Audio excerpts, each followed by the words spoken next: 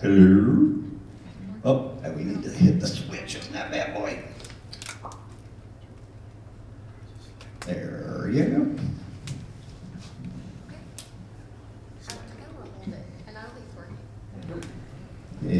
The light's on, but you got anything on that one? Right now. Try it now. Now. Oh, there we go. Now. There we go.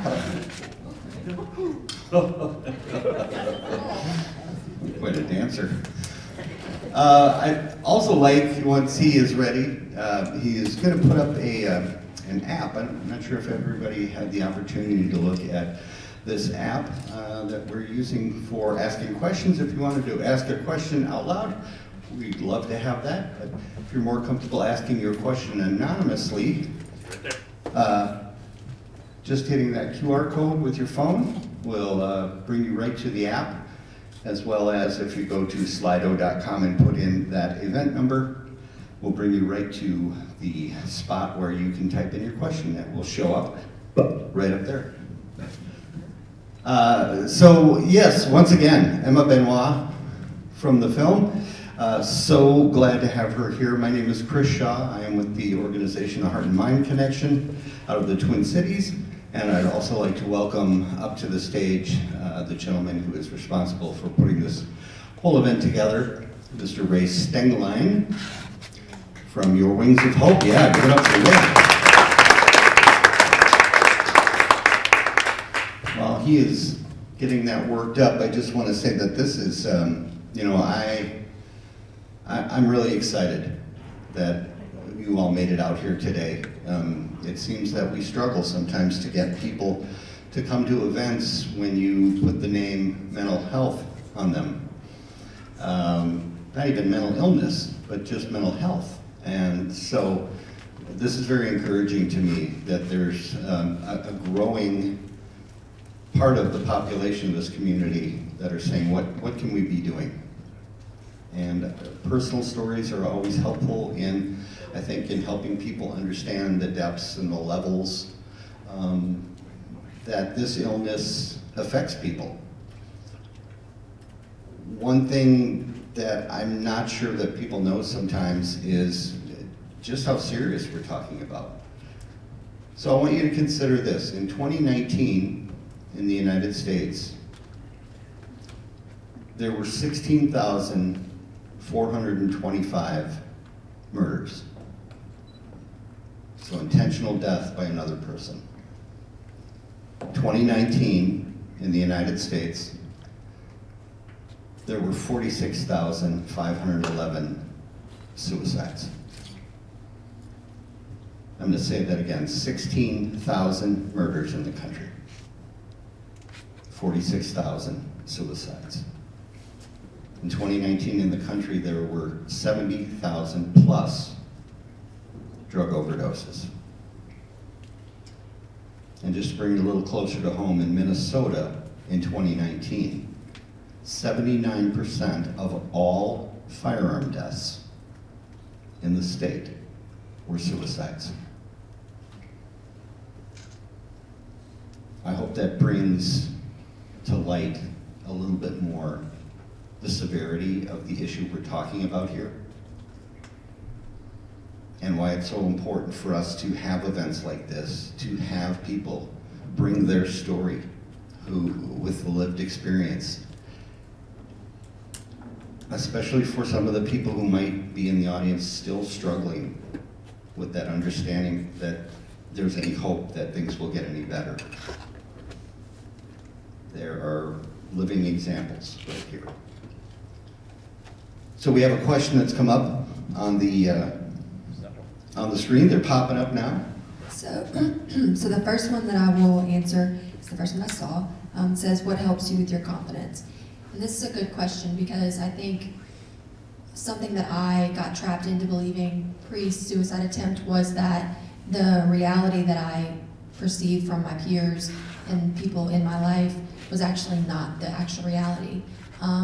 Social media is a huge culprit for presenting a distorted, false reality, because you go online and you only see people's good times. Social media is a highlight reel, and before my suicide attempt, I used social media as my validation. The comments that I would get, the likes that I would get, you know, things like that, I gained my self-confidence from and my self-worth from, and it only came from the opinions of others. That's where my confidence came from. But post-attempt, and truly being humbled physically, I lost all of my abilities, as you saw. So I lacked confidence in myself before my attempt, and then I had this new way of living to kind of deal with and kind of cope with. So that during that time, my confidence was at an all-time low. And what really helped me gain confidence again was understanding that no matter what I do, no matter what I say, I will never be able to fully control other people's opinions of me. And after realizing that, and it took some time for me to fully believe that, because I had been believing the lies that my brain was telling me pretty much all my life. But after coming to that realization that no matter what I do, what say, where, how I act, I will never be able to fully control the way people view me. And so knowing that, I just tried to love myself and found things about myself that I do love, and just trying to embrace the things that make me different. And it is definitely a journey, and I know at times I appear to be very confident and, you know, strong and all these things, which I am, but I'm also human still, and I have my own struggles, and I have days where I wish that I could walk again and be normal again, and, you know, not have to deal with all of the added things that I have to deal with now because of my injury. But I always come back to the understanding and the knowing that I am the only me that exists. And it's a cliche saying, but you really are uniquely yourself. There's not a single person on this earth that is you. And so working to love myself has been a journey, and it's a continuous journey that I'm on. But overall, like I said, it's just knowing that no matter what I do, it's not gonna control the way people view me. So I need to love myself and appreciate myself and love myself for who I am, despite what others might think or feel about me. I don't know when I want to see. Okay.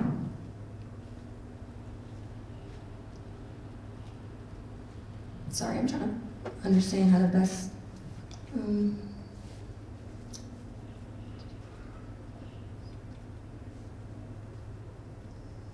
When it came to this question is, did you ever not know how to say how you feel or how much pain you were in? And absolutely.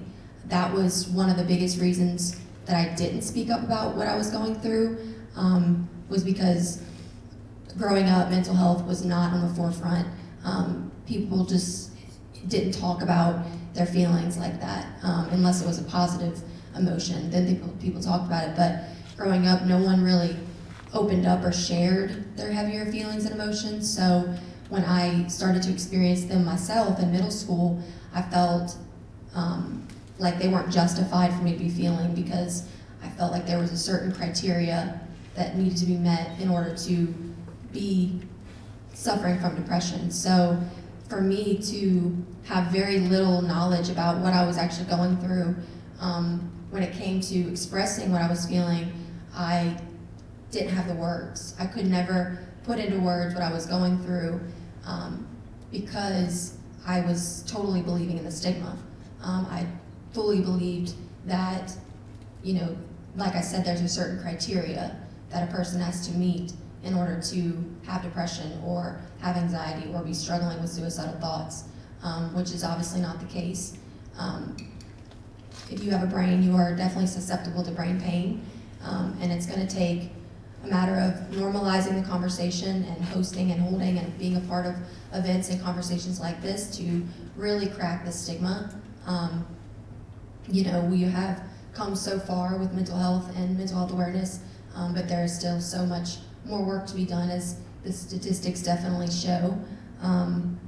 But when it came to expressing my feelings, like I said, I didn't have the words because I felt like those feelings weren't justified for me to be feeling. So I carried a lot of shame, and that definitely kept me from opening up and sharing the thoughts and feelings that I was having.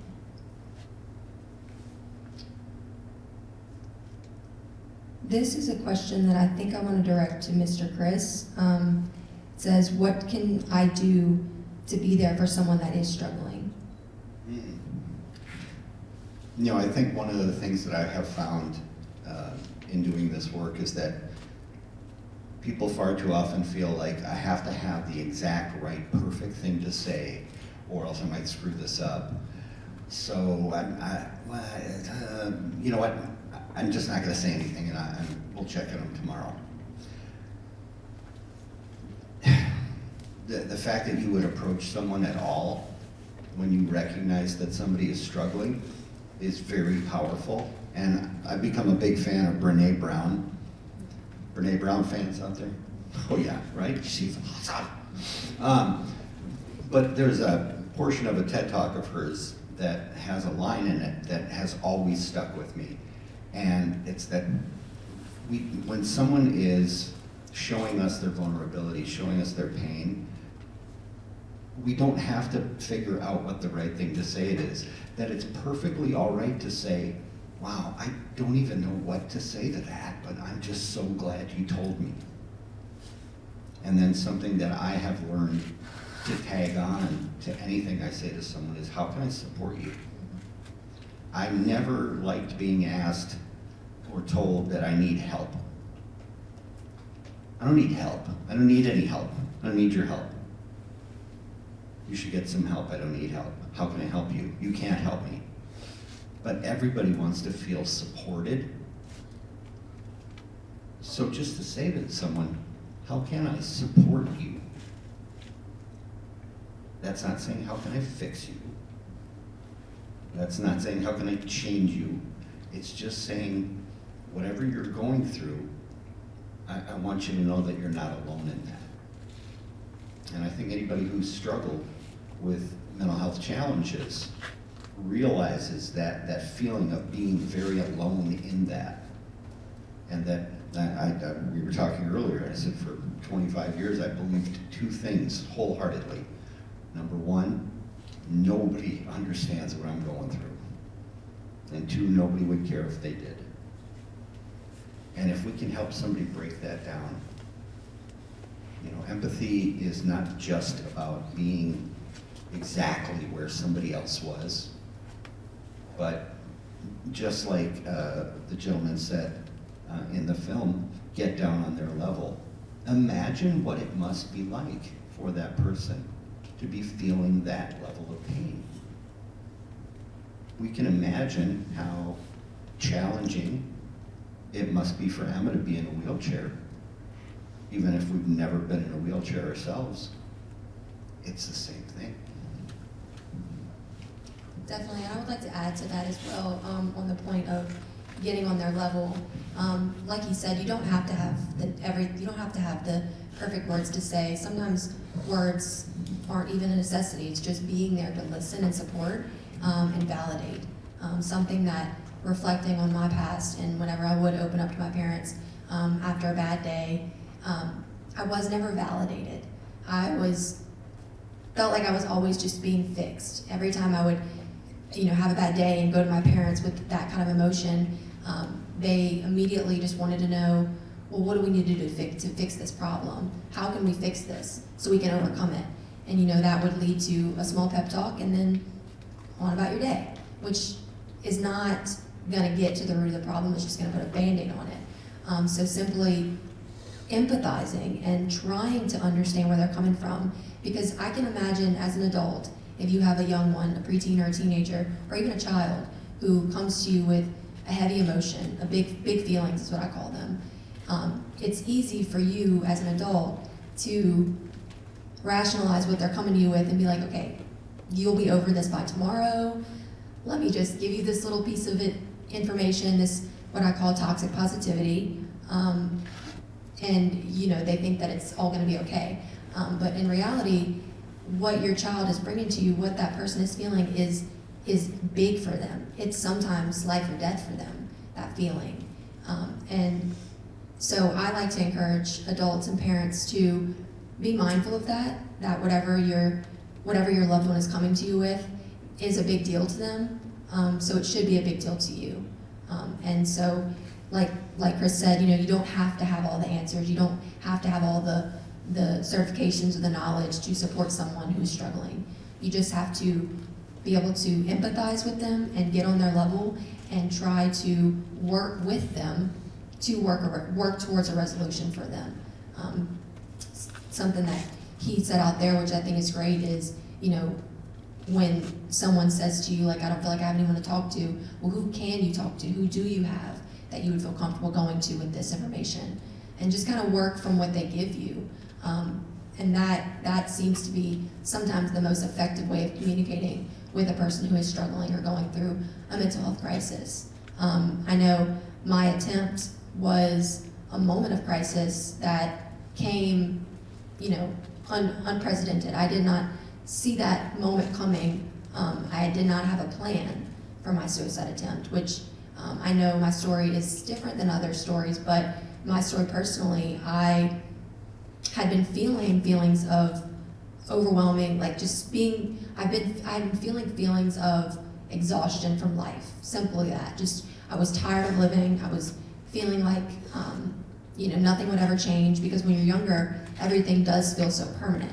You don't have the life experience to be able to rationalize things that you're going through, and it does feel like the end of the world.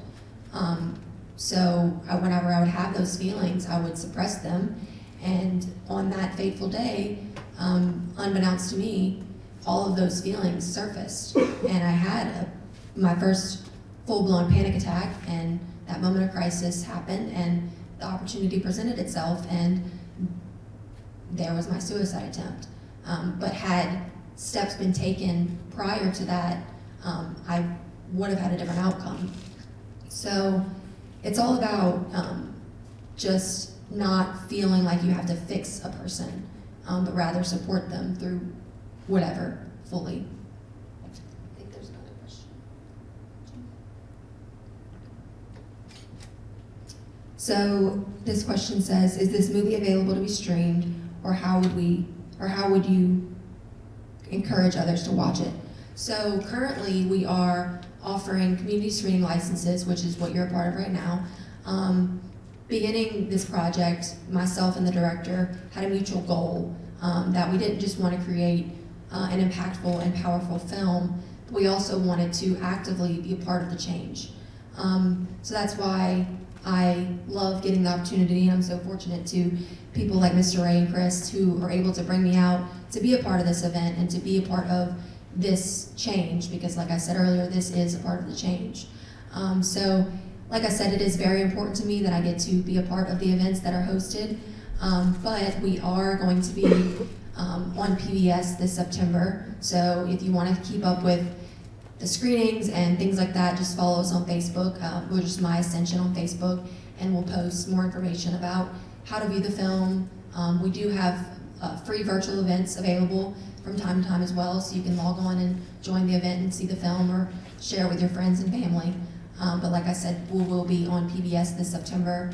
Only thing is, it won't be the full film, because of the network television, you have to cut out some things for ads and all that, but we will be available to stream on PBS in September, so that's exciting. And I just want to say briefly that the licensing agreement that our organization has purchased, which allows us to show these events as we are this week in multiple locations, we did the same thing and purchased the same licensing agreement with the first film, The Suicide, The Ripple Effect, which is how we met Kevin Hines through that. And let me just tell you this, wherever two or more are gathered, there is a screening.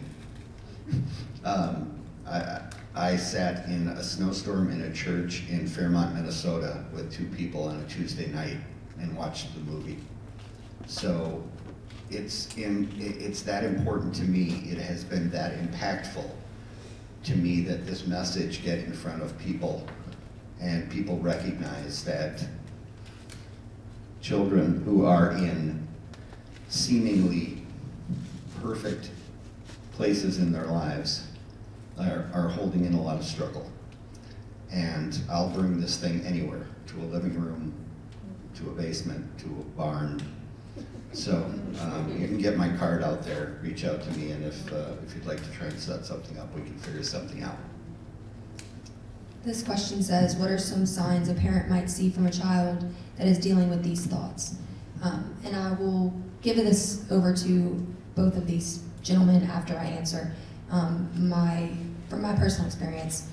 So the biggest sign that I think was kind of a missed red flag was my entire life I have been very passionate about my sport.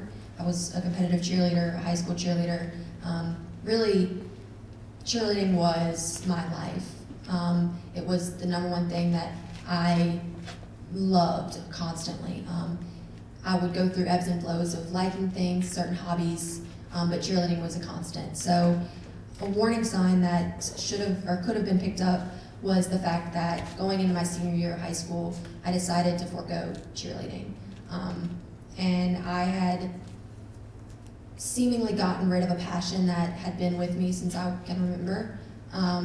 And the feelings and thoughts associated with not trying out were feeling like I wasn't good enough, feeling like I wasn't worthy to be a part of a team that was so good.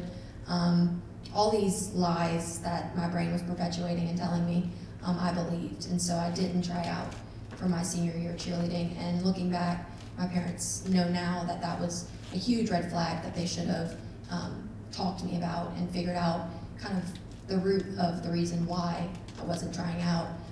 But some other things that I, looking back, was doing that were because of what I was going through. I began to isolate myself from my family.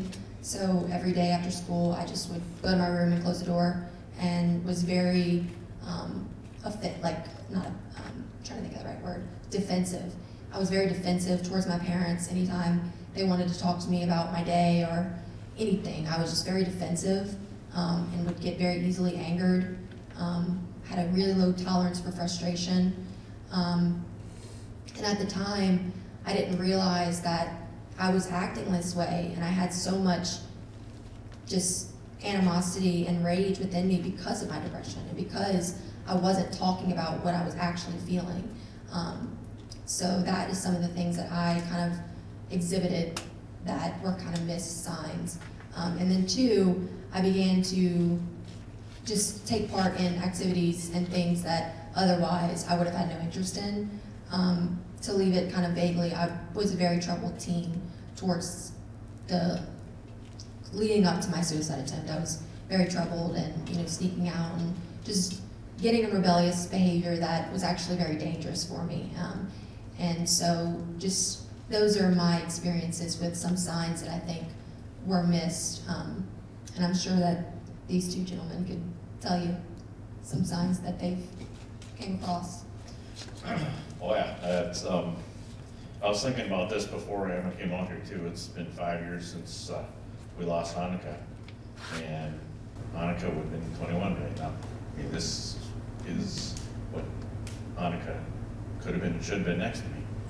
And everything you said is exactly, I mean, I can vision, I can remember the same things with her when she would hide away in the room. She'd come home and you ask her how her day was. Normal teenage, growing up, you as a parent, you just kind of try to figure out, is this the depression issues or is it just normal teenage behavior at this point in time? And you try to figure out whether or not you should keep pushing or not. And I can just tell you right now, keep pushing. Keep pushing. There's no end. You just need to keep asking the questions and don't get down if you don't get an answer. And just, a lot of times we would find that we would say something to her and she would just disappear, and half hour later she'd come back and start talking. she'd tell, but just keep showing the love all the time. And just, I can't say it enough, is don't ever stop asking and prying, because it is worth it, absolutely worth it. Yeah, I don't know much more than that. I mean, obviously, we do a lot of classes that teach recognition of signs and symptoms about that. And I would say probably the biggest one for myself, my attempt was not until I was, much older than her. But I can look back and say I was truly isolating. I was hiding away, and afterwards people would say, "Wow, I had no idea you were feeling so bad." I said, "Of course you didn't, because I didn't let you. I would wait until I felt well enough to be out in front of people, because I was so worried about how people would judge me, and I was always the fun one, the funny guy and stuff. And if I was down, people would be like, "Well, stop it. You're not supposed to be like that. Make me laugh," or something. And it's like, I can't do this in front of people. I have to take my feelings and go hide away with them. And I think, especially with youth, and Ray said it very well, that we miss sometimes, because the signs and symptoms of a developing mental illness can mirror so much the signs and symptoms of normal adolescent development. A moody teen, but there are certain things where they begin to divulge, and noticing those simple things. They could be individual, but do we connect the dots and say, okay, wait a minute, this is more than just them being in a bad mood. What we're talking about, and part of the work that I do is that I try and drill into people's heads. What we're talking about is an illness. But the signs and symptoms of that illness can be caustic. They can be offensive. They can be off-putting, to the point where we might just say, fine, you know what, they're being like that, so we just stop asking questions. So fine, I'm tired of it. Let's just stop asking them. We ask for help in the weirdest ways with mental illness. By yelling at someone, by throwing something, by being disgusted. And we think those are all choices that people are making.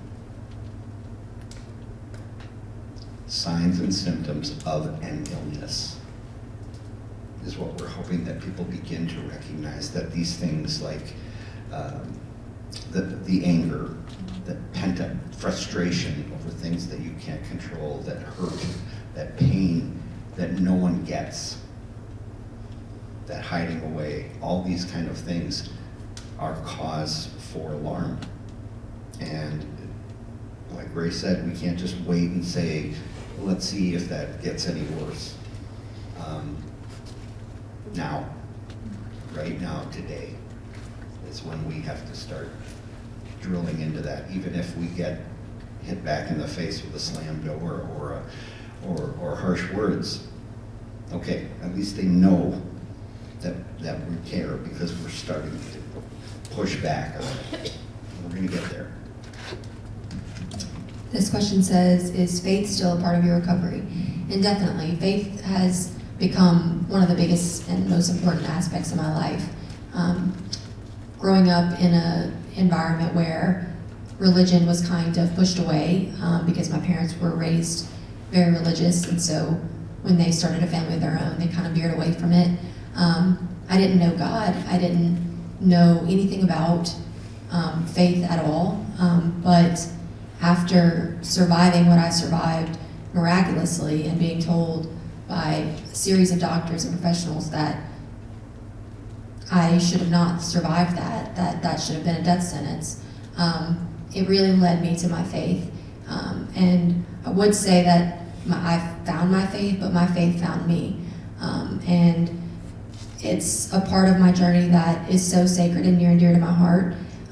But my faith in God is truly the biggest tool in my toolkit when it comes to maintaining my mental wellness. It just is the ultimate piece of knowing that I'm not in control of my life. Truly, ultimately, I'm not in control of my life, and that there is a higher power working for my good and, trying to benefit me. Of course, you have free will, which is a beautiful thing, but can also be a very horrible thing. But to answer this question shortly, yes, faith is still a part of my recovery. It will be a part of my life for as long as I live, and furthermore. So I definitely encourage people to find an anchor, as faith is my anchor. But I will say on that note, because I do know that the topic of faith can be off-putting for a lot of people, and understandably.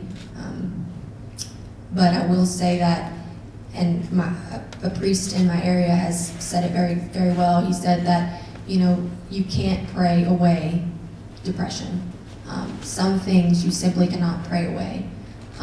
So that, while it is a huge aid and help in my life, it's not the cure. It's not the solution to every person's crisis or mental health journey. Some things have to be worked on, actively worked on a daily basis. I know Chris and I were talking out there that mental health is work, but it's the same work as you would be putting into your heart health, your bone health, your gut health, etc. So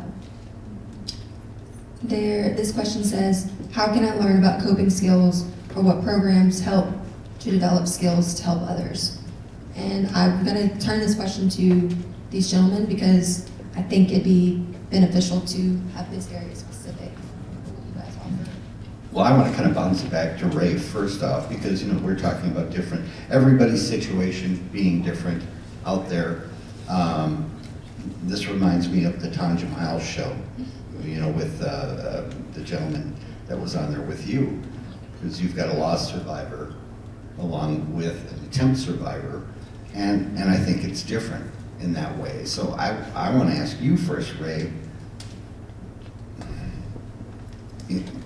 in that constant pain of loss, what are the skills that you use to help move you through that? Obviously, you've taken on this work of suicide prevention, but even in those times in your personal life, I don't know how you do it, and your wife. I can't imagine what that must be like, and yet here you are. What are you using? What kind of coping skills do you find that are effective for you? I don't know how we do it either. Short answer, but obviously it started out for us that we wanted to keep Annika's soul and love alive. And I think I've looked back at it here recently, and I look at when I started this, I think I started it like a lot of people think about mental illness, is that there's a simple fix. It's one button and it's gonna fix. I really felt that if I got out there and told this story, I'd get 100 people in here and everyone would run out and they'd go take over and do something.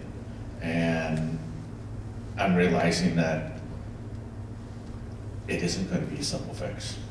It's gotta be done over and over and over for life. And just have come to a new realization that this takes time. And I just gotta keep saying it until I finally sit up here and there's absolutely no one here, and I guess it's time that I've done enough. And that's kind of the way I'm looking at it, is like you said before, as long as there's one person sitting out there, I'm gonna keep doing this. What about for you? For me? That is a very tough question. I find this healing. I don't know if I am really, I can't really totally answer that right now, because it's painful. It's tough seeing families, seeing kids going through it again, knowing what they're going through, how they're feeling, and knowing what we went through and how we feel all the time. And I don't know, I just do it, you know, because I know it needs to be done. And I'm gonna keep doing whatever I can to help them and me as well, because this does help, you know, when I see one person out there getting the help that they need, that's what makes a difference.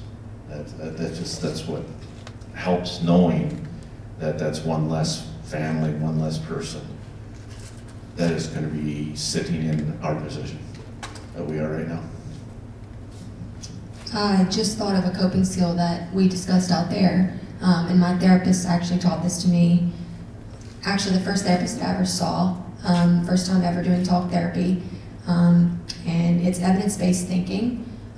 So in a way that Chris put it was actually perfectly put. He said that you have two spectrums. There are three spectrums. You have your past, present, and future. And the past is where depression lives, and the future is where anxiety lives. And unfortunately, humans get trapped and pushed and pulled between the past and the future. Past and the future. We like to assume our future is based on our past. And that is toxic. It's a very toxic place to be in mentally. I know, because I have to actively pull myself out of that headspace on a normal basis, which is okay. That's something else that I'd like to preface, is that none of these emotions, none of these heavy feelings is wrong. It's not shame on you for feeling that way. It's okay to feel like that. It's justified to feel like that. You're normal for feeling like that. But use rational thinking. I encourage so strongly to, when you're in that toxic thought pattern and you cannot seem to escape assuming how the future is going to be, or furthermore, predicting that the future is going to be bad, or being stuck in your past or the experiences that you've had, I encourage you to pause and pull yourself back into the present and use evidence-based thinking. Think about whatever thought or feeling you're getting tripped up on. What evidence do you have that tells you that's fact? Because 9 times out of 10, your feelings are not fact. They're not rooted in fact. So if you just give yourself the moment to pause, you allow yourself that time of grace, then you could pull yourself out, or you can work to pull yourself out of that way of thinking. I know I use evidence-based thinking daily, and I gave an example of, in the past, people have made rude comments to me about my disability and just things like that, and so that's in my past, and so I automatically assume that it's always going to be like that people are always going to look at me differently. People are going to assume that I took the lazy way out with my disability because I'm in the wheelchair, and things like that, which when I look at the facts of the matter, it's that nobody has ever said those things to me, and even if they did say those things to me, that doesn't define who I actually am and what I'm actually doing. So that is a huge coping skill that I use daily, and I encourage every person to try to utilize in their life. And a piece of information that was said to me that really stuck with me is that a bad day does not equal a bad life. A series of bad days does not equal a bad life. The reality of existing, the human experience is going to be full of ebbs and flows. You're going to have great days, you're going to have awful days. And it's a matter of knowing to accept your awful days and give yourself the grace to feel those things. And another coping skill that I utilize on a daily basis is if I feel an overwhelming feeling, I'm going to talk about it, because every time I talk about it, get it off my chest, I feel better. Not that whatever I'm feeling is resolved by talking about it, or that the problem magically went away because I talked about it, but I do feel better because I'm not carrying it alone. Someone else is in it with me too. So those are just a few of the things that I utilize on the daily basis that have really seemed to work for me. So I encourage everyone to remember those coping skills when they're in a dark place or going through something challenging. And getting back to the question of the resources and what's available is back at the table we have a bunch of programs and brochures that you can just go ahead and grab. And there's a lot of programs out there between AFSP, NAMI, and there's so many acronyms out there. I get lost in them all. Chris can rattle them all off and tell you way more than I can. But the programs that are out there, Safe Talk, Safe Side, QPR, what they do is they help train the rest of us to be able to listen, to be able to be the bridge for them when they need to reach out. We're not here to solve the problems, we're here to listen. We learn the tools and then help get them to the next level professional that can help carry them through. And that's what it's really the goal that I guess I'm doing as much of, not only getting the stories out here and telling our story, but also letting people understand we as a community need to learn how to listen, to get back to being human beings and being able to help just say, I'm going to take you to the next professional out here, hand you off, and if you need me, you can call me at any time. You know, we're not going to be able to help and solve the problems, but we're at least there to listen. And that's what a lot of these programs that we have here will do. They help teach us. They're anywhere from 30 minutes to 8-hour classes. And we have them all available at any point in time. Anyone wants to get them out here, that's what I'm trying to bring 4 or 5 out here every single year. But we've got these classes, we can bring them into businesses, we can bring them into schools. They just need someone to say, we want them. And we can get them here. And Chris can tell you about some of the other ones that I missed, because there are so many of them. Well, it's just the term resources is interesting because, I mean, can mean anything from a singular use coping skill that you might re-employ from time to time. It could also mean a class that gives you a higher degree of understanding or comfort level of utilizing the simplest things that we all need, like the ability to just listen uninterrupted, to be present in the moment for somebody when they're feeling like nobody cares and nobody understands. And as Ray said, the classes from 30 minutes that can give you just a brief overview of some things that you can do immediately to 8 hours of mental health first aid that can really teach you a little bit more in depth. But I think of all the courses that I currently teach, the common denominator of really any suicide prevention training comes down to we have to be comfortable asking the question directly. It's one of the hardest questions to ever ask somebody, even if we know that they're struggling.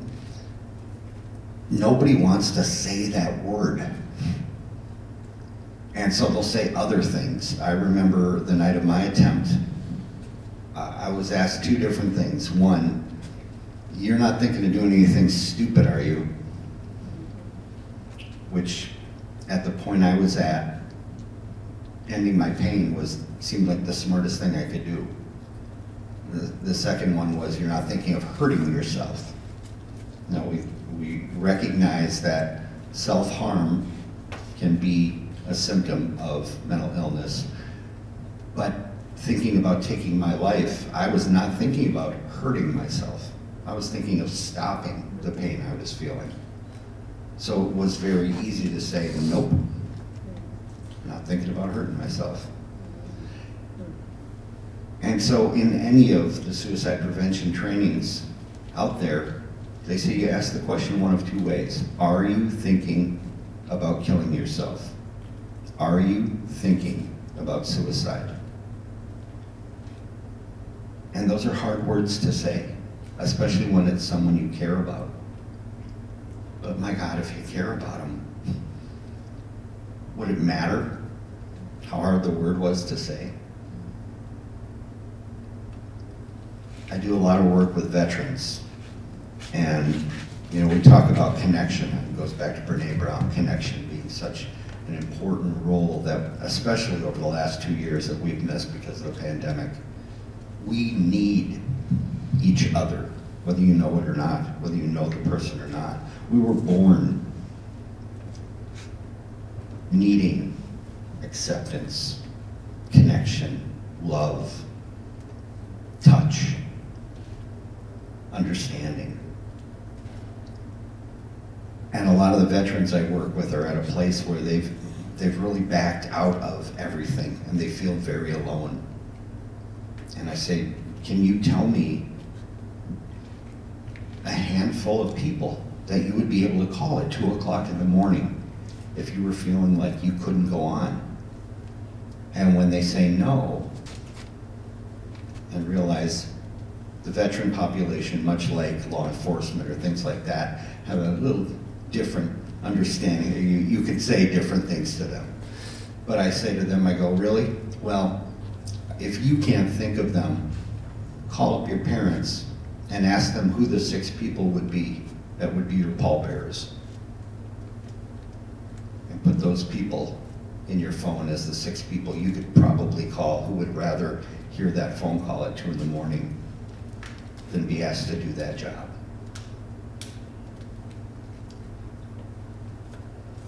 We can't be scared of this anymore. Some of the stuff that's back there are support group resources. A lot of those have moved online and continue to be online versions.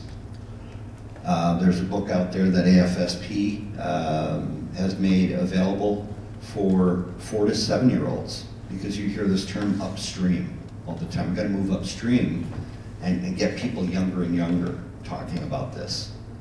So it's this really awesome book somebody came up with about this little dog who deals with his own feelings.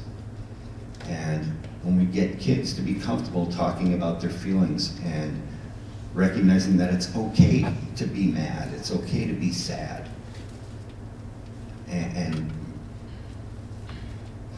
we move it forward in that way.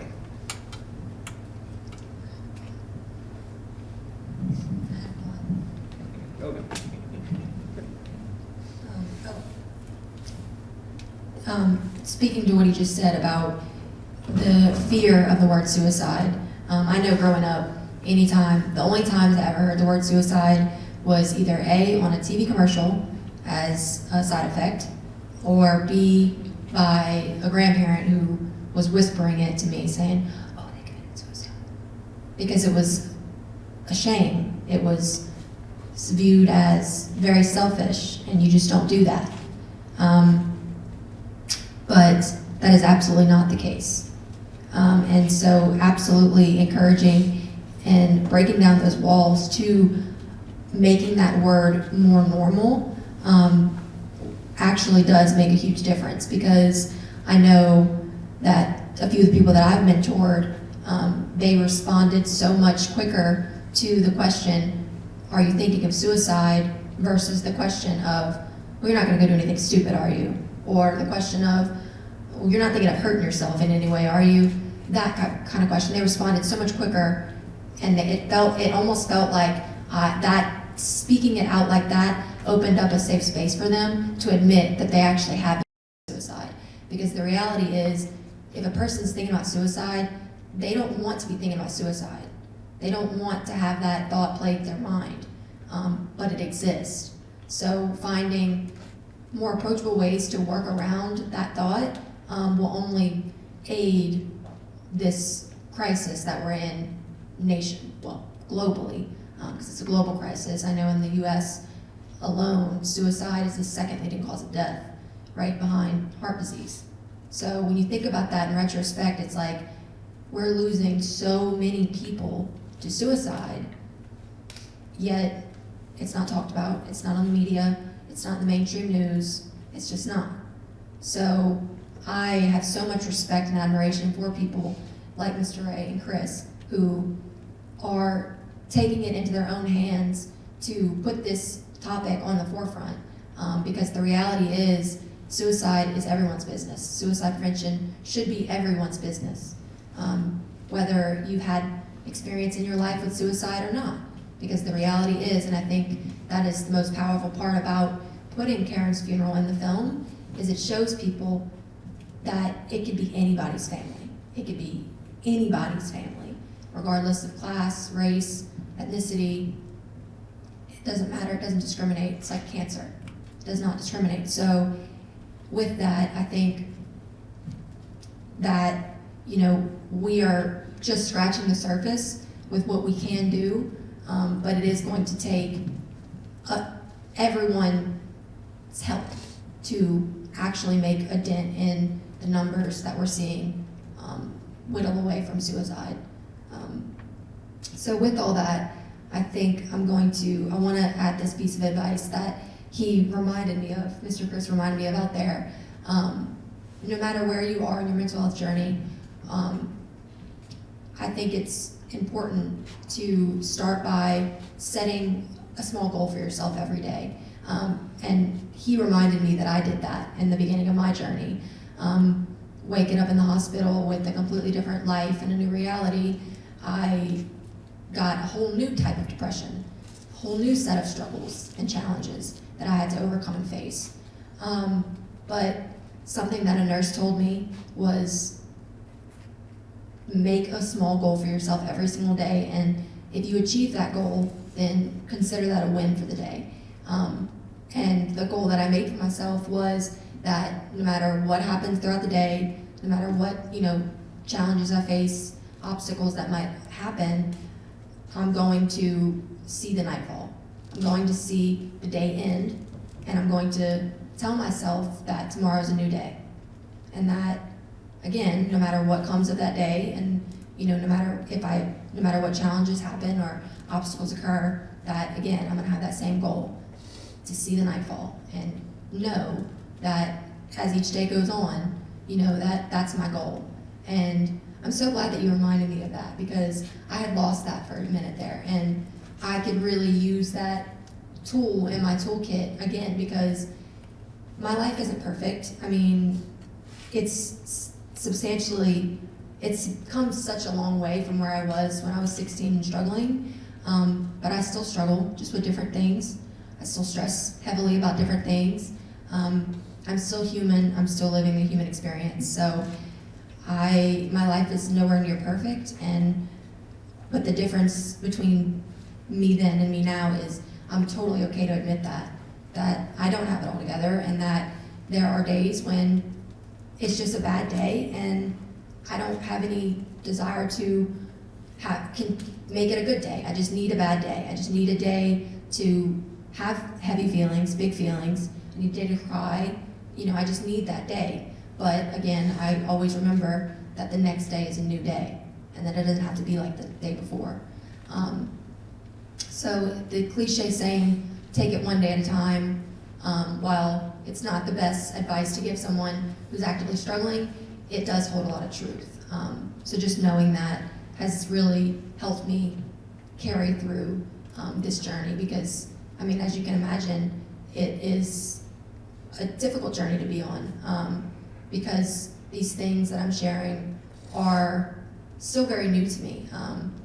It's only been 5 years, so I'm pretty much very new to all this still, and I don't always have all the right words to say, and I 9 times out of 10 leave an event and think of things that I wish I would have said.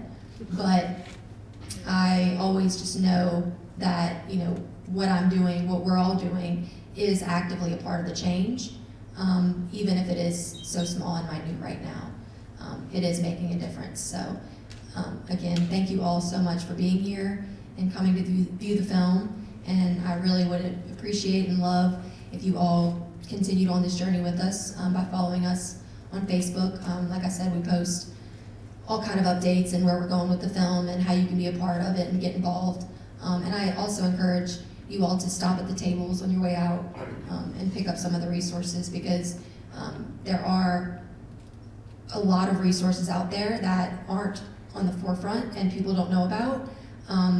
So it's all about, you know, learning what resources do exist already in your community and really taking advantage of them, because the bottom line is hope exists everywhere. It exists everywhere. So I don't know if they have anything else to add, but. Did you have something, Evan? Evan? Did you have something? Oh, that's right, kind of move over here. I also want to, if you don't mind standing up for a minute, from the film, this is Evan.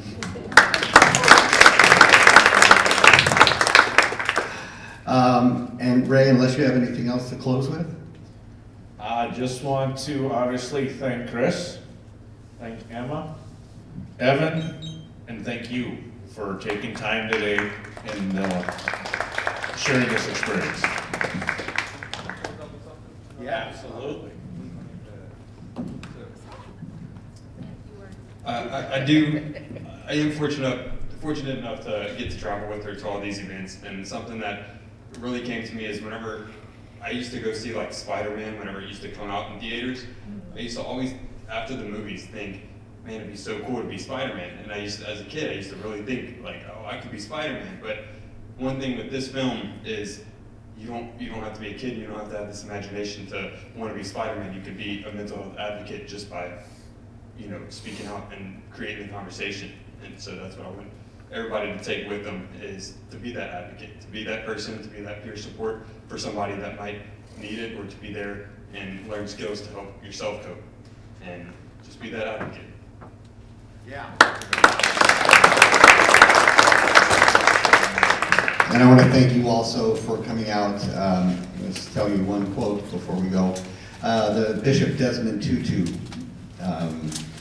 had a line that said, we need to stop simply pulling people out of the river.